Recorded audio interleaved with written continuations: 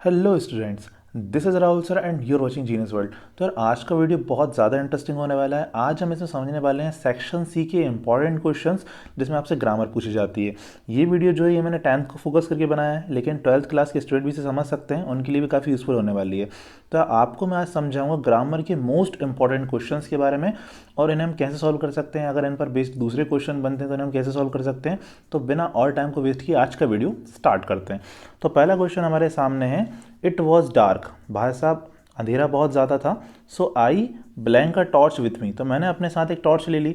अब आप ये सोचिए कि जो फर्स्ट सेंटेंस है वो किस में है। यहाँ वॉज लगा है और हम सभी जानते हैं वॉज या वर जो होते हैं वो पास्ट टेंस की तरफ इंडिकेट करते हैं। तो हमारा ये वाला जो सेंटेंस है ये पास्ट में होना चाहिए। तो टिक जो है प्रेजेंट फॉर्म है, मतलब ये तो बिल्कुल भी नहीं होगा। ठीक है ना। अब हम इसे पढ़ें तो इट वॉज डार्क, बहुत अंधेरा था, so I blank a torch with me, तो मैंने अपने साथ एक टॉर्च ले ली। तो यहाँ पर जो ले ली वर्ड आ रहा है ना, उसका मतलब ये हो रहा है कि पास्ट सिंपल है। तो इसमें हम कौन सी सेकेंड फॉर्म का यूज़ करेंगे, तो सेकेंड फॉर्म क्या हो जाती है, टुक हो जाती है। तो इसका सही आंसर क्या हो जाएगा, took. It was dark so I took a torch with me. चलिए नेक्स्ट वाले की बात करते हैं। नेक्स्ट वाला क्वेश्चन आपका आता है, ब्लैंक डॉग्स सेल्डम बाइट। अब हमें बताना भाई साहब किस प्रकार के डॉग्स जो होते हैं वो कभी कभार काटते भी हैं। या सेल्डम का मतलब यहाँ पर क्या है, सेल्डम का मतलब यहाँ पर होता है कभी कभार, बाइट मतलब काटना होता है। तो हमें यहाँ पर एक ऐसा वर्ड चाहिए जो एक नाउन बन जाए। हम बता रहे हैं भाई साहब एक प्रकार के डॉग्स के बारे में, और वो डॉग्स कौन से हैं, वो डॉग्स हो सकते हैं बार्क मतलब भौंकने वाले। तो आप ध्यान रखिएगा ये दोनों वर्ब हैं।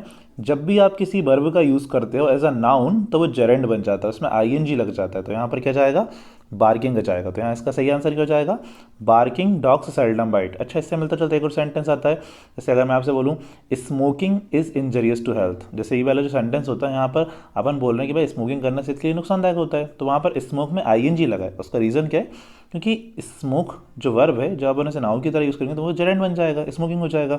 ऐसे अपन एक सेंटेंस और बोलते हैं, swimming is a good exercise, तो अपन स्विमिंग के सामने भी अपन आईएनजी लगा देते हैं। उसका रीज़न क्या होता है, उसका रीज़न यही होता है कि भाई साहब वो जब भी वर्ब जेरेंड बनती है तो उसमें आईएनजी लग जाती है।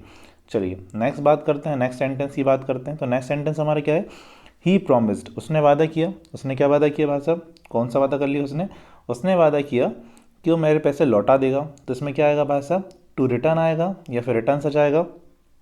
अच्छा देखिए तो यहाँ पर क्या है, यहाँ पर ही प्रोमिस्ड, उसने वादा किया मेरा पैसे लौटाने का। तो हम सभी जानते हैं रिटर्न्स तो तब लगता है जब सेंटेंस प्रेजेंट सिंपल का होता है, और उसने वादा कर चुका है। अगर वो वादा कर चुका है तो ये प्रेजेंट सिंपल तो हो नहीं सकता है ना। तो यहाँ पर क्या आएगा, यहाँ पर जाएगा टू रिटर्न। यहाँ पर हमें एक ऐसा वर्ब चाहिए जो एक ऑब्जेक्ट की तरह काम कर रहा है, मतलब ही प्रॉमिस ने वादा कर चुका है कि मैंने पैसे को रिटर्न कर देगा। ठीक है, तो यहाँ पर टू के साथ वाला हमारा वर्ब आ जाएगा। नेक्स्ट हम आगे बात करते हैं, तो इसमें क्या है, स्ट्राइक द आयरन, भाई लोहे पर हथौड़ा मार दो, स्ट्राइक कर दो। कब करना चाहिए, जब वो गर्म हो, है ना। तो अब यहाँ बात करते हैं आफ्टर। तो अब तुम खुद ही बताओ, अगर लोहे गर्म हो गए और तुमने बाद में हथौड़ा मारा, आफ्टर मतलब क्या होता है उसके बाद में, तो बाद में हथौड़ा मारने से मतलब है नहीं है ना। टिल ये जब तक मारते रहो, नहीं नहीं, इसमें क्या जाएगा, वाइल। तो भैया आप लोहे पर स्ट्राइक तब करो जब वो कैसा हो, वाइल इट इज़ हॉट। तो इसका सही आंसर क्या हो जाएगा, वाइल हो जाएगा। नेक्स्ट क्वेश्चन की तरफ चलते हैं, वर्क हार्ड, कड़ी मेहनत करो। अब कड़ी मेहनत करो, अब अपन देखते हैं इसमें क्या आ सकता है। सो मतलब तो, कड़ी मेहनत करो तो फेल हो जाओगे। यार ये तो बिल्कुल नहीं हो सकता, कड़ी मेहनत करेंगे तो फेल तो होनी नहीं चाहिए। कड़ी मेहनत करो बट फेल हो जाओगे, सुनने में यार ये भी अच्छा नहीं लग रहा। कड़ी मेहनत करेंगे फिर हम फेल क्यों होंगे, तो इसमें क्या जाएगा, इसका आंसर हो जाएगा और। कड़ी मेहनत करो, वर्क हार्ड और यू विल फेल, या तो हम फेल हो जाओगे। तो और अपन वहाँ लगाते हैं जहाँ डू और डाई वाली, मतलब दोनों में से कुछ एक हो सकता है। भाई कड़ी मेहनत करोगे नहीं तो फेल हो जाओगे, सिंपल सी बात है भाई, अगर मेहनत नहीं करोगे तो फेल होना तय है। इसलिए इसमें क्या आएगा, और आएगा। तो और हम कहाँ लगाते हैं, जहाँ पर हमें कंडीशन दी जाती है कि इसमें से हमें कोई एक चूज़ करना है। तो यहाँ पर क्या जाएगा, वर्क हार्ड और यू विल फेल। चलिए नेक्स्ट क्वेश्चन की तरफ बढ़ते हैं। तो नेक्स्ट क्वेश्चन हमारा है, my brother is very strong, मेरा भाई जो है वो बहुत ज़्यादा स्ट्रांग है और वो इतना वजन उठा सकता है। अब हमें बताना इसमें से क्या आएगा। तो देखिए हमेशा ध्यान रखिएगा, हम प्रेजेंट एबिलिटी बताने के लिए, मतलब कोई इंसान प्रेजेंट में क्या कर सकता है, लाइक आप इंग्लिश बोल सकते हो, मैं ये काम कर सकता हूँ। तो जहाँ भी हम प्रेजेंट में कुछ करने का सेंस रखते हैं तो वहाँ पर क्या आता है, वहाँ पर कैन आता है। कैन हमारी एबिलिटी या फिर पावर को शो करता है, और ये काम प्रेजेंट में हो रहा है। मुझे कैसे पता है काम प्रेजेंट में हो रहा है, फर्स्ट सेंटेंस में इज लगा है और इज कहाँ लगता है, प्रेजेंट सेंटेंस में लगता है। तो इसलिए यहाँ पर क्या जाएगा, कैन आ जाएगा। नेक्स्ट क्वेश्चन की तरफ चलते हैं फटाफट। तो नेक्स्ट क्वेश्चन हमारा आता है, ही गेव मी, उसने मुझे दिया 1 रुपये का note, he gave me 1 rupees note. तो यार इसमें क्या आएगा, इसमें एक आर्टिकल वाला क्वेश्चन है, कई बच्चों का आ गया होगा, लेकिन जिनको नहीं आया वो ध्यान से देखिए।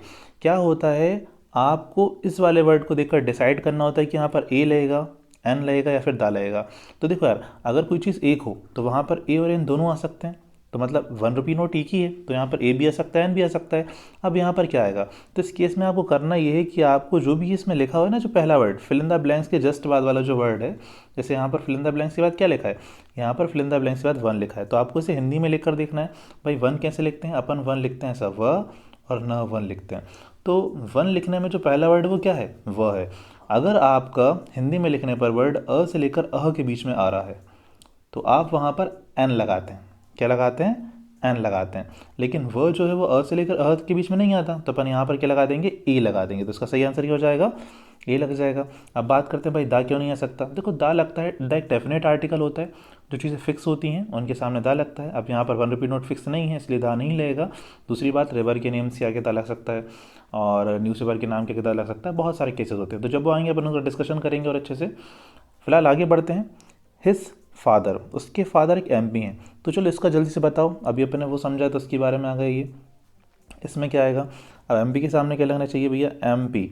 अब एमपी सोचो आप एक ही है, बिल्कुल सही बात है। तो यहाँ पर ए और एन में से क्या लग सकता है, तो अगर आप एमपी को लिखो तो अपन कैसे लिखेंगे, M P.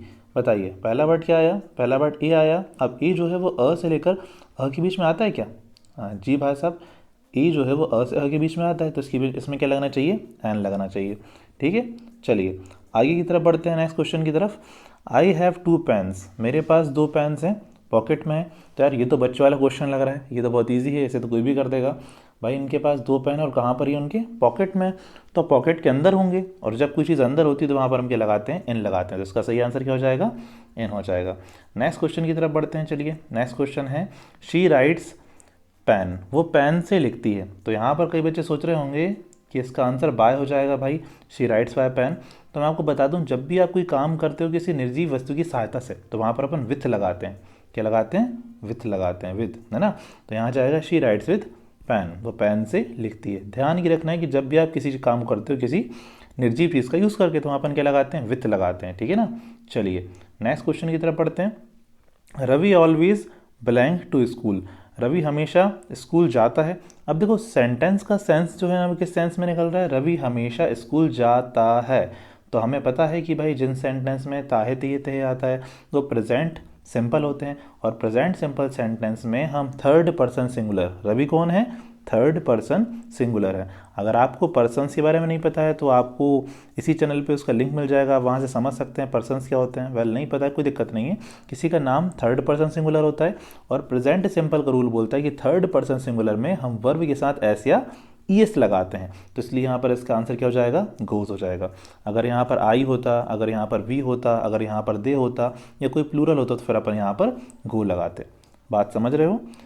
Present simple sentences में सिंगुलर के सब्जेक्ट के साथ थर्ड पर्सन सिंगुलर सब्जेक्ट के साथ अपन एस ई एस वाली वर्ब का यूज़ करते हैं। नेक्स्ट क्वेश्चन की तरफ बढ़ते हैं। अरे देखो ये तो मेरे को याद आया, अपन ने अभी किया था, swim blank is a good exercise. Swim आएगा या स्विमिंग आएगा, हम यहाँ देखो ये स्विम और स्विमिंग दोनों क्या हैं, वर्ब हैं। हम जब भी वर्ब को आगे यूज़ करते हैं तो हम उसके बारे में बता रहे होते हैं। तो अगर हम किसी वर्ब को एज अ नाउन यूज़ करेंगे, आप गुड एक्सरसाइज क्या है बताओ, गुड एक्सरसाइज है स्विमिंग। तो हम यहाँ पर किसी तैरने के बारे में बात कर रहे हैं क्या, क्या हम ये बोल रहे हैं कोई तैर रहा है, नहीं, हम बता रहे हैं तैरना अच्छा होता है। तो जब आप किसी वर्ब को एज अ नाउन यूज़ करते हो तो आप उसकी जेरेंट फॉर्म यूज़ करते हो। तो यहाँ पर क्या जाएगा, swimming is a good exercise. आगे बढ़ते हैं। नेक्स्ट क्वेश्चन हमारे पास आता है, आई डोंट हैव। अब भैया इनके पास पैसे नहीं है, तो यहाँ पर क्या आएगा बताओ, यहाँ पर सम आएगा या नहीं आएगा। देखो क्या होता है मैं आपको बताऊँ, नॉर्मल केसेस में जो नेगेटिव सेंटेंसेस होते हैं, जैसे जिनमें नेगेटिव होते हैं, जो इंट्रोगेटिव होते हैं, तो वहाँ पर अपन एनी का यूज़ करते हैं। किसका यूज़ करते हैं, एनी का। तो उसमें क्या जाएगा, I don't have any money. जैसे अगर ये पॉजिटिव होता है जैसे आई हैव, तो वहाँ पर क्या लग जाता, सम लग जाता। तो आपको नेगेटिव केस में या फिर इंटरोगेटिव केस में आपको वहाँ पर एनी यूज़ करना है। लेकिन ध्यान रखना, अगर जहाँ पर आप किसी से रिक्वेस्ट कर रहे हो तो वहाँ पर नेगेटिव सेंस में, इंट्रोगेटिव सेंस में अपन सम का यूज़ भी कर सकते हैं। इस वाले एग्जाम्पल को अपन अगली वीडियो में कवर कर लेंगे, तो आपको वहाँ से क्लियर हो जाएगा। नेक्स्ट सेंटेंस की बात करते हैं। तो नेक्स्ट सेंटेंस हमारा आता है, आई मेट हिज फ्रेंड। अब देखिए, अब ये क्वेश्चन आपसे बोल रहा है कि मैं उसके आई मेट हिज फ्रेंड, मैं उसके दोस्त से मिला, है ना। He was on holiday. तो सुनने में ऐसा लग रहा है कि यार मैं उसके फ्रेंड से मिला जब वो हॉलीडे पर था, है ना। तो मतलब इस टाइम पे, तो इसका आंसर क्या हो जाएगा, इसका आंसर हो जाएगा वाइल। वाइल मतलब उस समय मैं उसके फ्रेंड से मिला जब वो कहाँ पर था, हॉलीडे पर था, ठीक है ना। चलिए नेक्स्ट क्वेश्चन की बात करते हैं। तो नेक्स्ट क्वेश्चन हमारा है he has been waiting for the bus. वो बस का इंतज़ार कर रहा है सुबह से। अब सुबह से इसके साथ क्या आना चाहिए, तो हमेशा ध्यान रखना पॉइंट ऑफ टाइम के साथ अपन सिंस का यूज़ करते हैं। किसके साथ, पॉइंट ऑफ टाइम। अब पॉइंट ऑफ टाइम का मतलब क्या होता है, देखो पॉइंट ऑफ टाइम का मतलब ये होता है कि जहाँ टाइम स्टार्ट होना बताएं लेकिन टाइम का एंड होना ना बताएं। फॉर इंस्टेंस अगर हम एग्जांपल लेते हैं, जैसे मैं आपसे बोलता हूँ कि वो 2 घंटे से खेल रहा है। कितने घंटे से खेल रहा है वो, 2 घंटे, 2 आवर्स। इंग्लिश में लिख लेते हैं, कितना है, 2 आवर्स से वो खेल रहा है। तो देखो यार 2 आवर्स से खेल रहा है, तो इसका मतलब ये है कि 2 आवर्स को आप कन्वर्ट कर सकते हो कि 2 आवर्स में कितने मिनट होते हैं। हम सभी को पता है भाई 1 आवर में 60 मिनट होते हैं, तो 2 में कितने हो जाएंगे, 120 मिनट हो जाएंगे। कहने का मतलब है जिन क्वांटिटीज़ को, जिस टाइम को आप कन्वर्ट कर पा रहे हो वो पीरियड ऑफ टाइम होता है, पॉइंट ऑफ टाइम नहीं होता।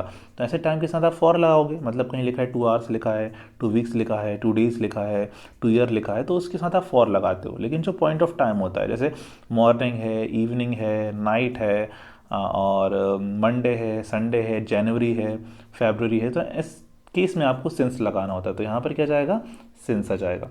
चलिए नेक्स्ट क्वेश्चन की बात करते हैं, डिस्ट्रीब्यूट द मनी। अब यहाँ पर देखिए क्वेश्चन हमारे सामने बोल रहा है डिस्ट्रीब्यूट द मनी, पैसे बांट दीजिए। किस किस के बीच में पैसे बांटना है हमें, राम और श्याम के बीच में। अच्छा राम और श्याम कितने हैं, राम और श्याम यहाँ पर 2 हैं। तो आपको पता होना चाहिए कि जब हम 2 लोगों के बीच में कुछ भी डिस्ट्रीब्यूट करते हैं तो वहाँ पर क्या आता है, वहाँ पर बिटवीन आता है। बिटवीन जो प्रपोजिशन होती है उसका यूज़ किया जाता है जब आप किसी भी चीज़ को डिस्ट्रीब्यूट कर रहे हो, बांट रहे हो 2 लोगों के बीच में। अगर वो 2 से ज़्यादा हैं तो आप वहाँ पर किसका यूज़ करते हो, अमंग का यूज़ करते हो। जैसे मैं आपसे बोलता हूँ I am distributing these candies among the children, इसका मतलब ये कि भाई चिल्ड्रन बहुत सारे हैं और मैं उनके बीच में कैंडीज़ बांट रहा हूँ। लेकिन अगर 2 हैं तो वहाँ पर आप बिटवीन का यूज़ कर सकते हो, बीच के सेंस में। नेक्स्ट क्वेश्चन की बात करते हैं। नेक्स्ट क्वेश्चन है you will have to wait, तो मैं इंतज़ार करना पड़ेगा कब तक। अच्छा देखो सुनने में ऐसा सेंस लग रहा है you will have to wait, sorry you have to wait, तो मैं इंतज़ार करना पड़ेगा द सिग्नल इज़ ग्रीन, जब तक सिग्नल ग्रीन ना हो जाए। तो सुनने में हमारा या पढ़ने में सेंस आ रहा है जब तक का। तो जब भी आपका जब तक का सेंस आता है तो आप वहाँ पर अंटिल का यूज़ कर सकते हो, क्योंकि अंटिल का मतलब क्या होता है, जब तक, ठीक है ना। तो यहाँ पर क्या जाएगा अंटिल। ड्यूरिंग का मतलब के दौरान होता है, उस समय के दौरान जो भी हो रहा था, है ना। तो चलिए नेक्स्ट क्वेश्चन की तरफ पढ़ते हैं। नेक्स्ट क्वेश्चन देखो क्या होता है कि जब भी आप किसी चीज़ का रीज़न दे रहे हो तो क्या कि मेरे साथ ऐसा हुआ इसलिए ऐसा हुआ। जैसे एबसेंट क्यों था, क्योंकि वो सिक था। तो यहाँ पर जो सिक है ना, ये पूरा सेंटेंस एम्प्लाई हो रहा है सेंटेंस पर, मतलब ये इसका रिजल्ट बता रहा है कि यार ये हुआ, उसका रीज़न ये था। तो रीज़न बताने के लिए अपन बिकॉज का यूज़ करते हैं। सिंस का यूज़ बिकॉज से किस में हो जाता है, लेकिन उसके थोड़े से अलग हो रहता है। जैसे कि मान के चलो, अगर एक बात और ध्यान रखिएगा, बिकॉज हमेशा सेंटेंस के मिडिल में आता है। कहाँ आता है, हमेशा मिडिल में आता है, जबकि सिंस सेंटेंस के स्टार्टिंग में भी आ सकता है। और मेन डिफरेंस दोनों में ये होता है कि बिकॉज जो होता है ना, वो किसी भी कॉज को बहुत अच्छे से डिफाइन कर सकता है, जबकि सिंस जो होता है थोड़ा लीस्ट इंपॉर्टेंट होता है। खैर इसके बारे में अपन और डिस्कस करेंगे। आगे बात करते हैं। 18 वाला क्वेश्चन है he is blank honest man. वो एक ऑनेस्ट मैन है। तो ऑनेस्ट मैन के सामने क्या आना चाहिए बताइए। अगर ऑनेस्ट मैन को आप ध्यान से देखो तो यहाँ पर क्या हो रहा है, यहाँ पर इसे आप ऑनेस्ट पढ़ते हो, अगर आप इसे हॉनेस्ट पढ़ रहे हो तो आप गलत हो भैया, ये ऑनेस्ट कहलाता है। और अगर आप ऑनेस्ट को लेकर देखो तो उसकी स्पेलिंग अ से स्टार्ट होती है, और अभी हमने क्या कहा था, अ से अगर आ तक आ रहा है तो उसके सामने एन आएगा, ठीक है। तो यहाँ पर क्या जाएगा, एन आ जाएगा। नेक्स्ट सेंटेंस की हम बात करें, the thief could not break. अब देखिए ये तो आपने सुना भी होगा कि हम अगर दरवाज़ा तोड़ रहे हैं या फिर घर में घुस रहे हैं तो उस चीज़ को हम क्या बोलते हैं, उस चीज़ को हम बोलते हैं ब्रेक इनटू, है ना। तो यहाँ पर क्या आएगा भैया, यहाँ पर आएगा ब्रेक इनटू द हाउस। अच्छा लास्ट वाला बताइए। लास्ट वाला तो अब आप पहचाने गए होंगे, इतने सारे हमने कर लिए हैं इस पर बेस्ड। तो आप एमएलए को लिखकर देखिए भाई, एमएलए को अपन कैसे लिखेंगे, एम लिखेंगे, तो एम के स्टार्टिंग वाला ए है, तो इसलिए यहाँ पर क्या आएगा, एन आएगा। उम्मीद करता हूँ कि आपको आज की वीडियो पसंद आई हो। अगर आपको इसी तरह से और वीडियो चाहिए तो आप चैनल को सब्सक्राइब कर सकते हैं, इस वीडियो को लाइक कर सकते हैं, शेयर कर सकते हैं। कोई भी सुझाव है, समस्या है, परेशानी है तो आप बेशक मुझे कमेंट सेक्शन में बता सकते हैं। आज के लिए बस इतना ही। अपना ख्याल रखिए, खुश रहिए। जय हिंद, जय भारत, वंदे मातरम।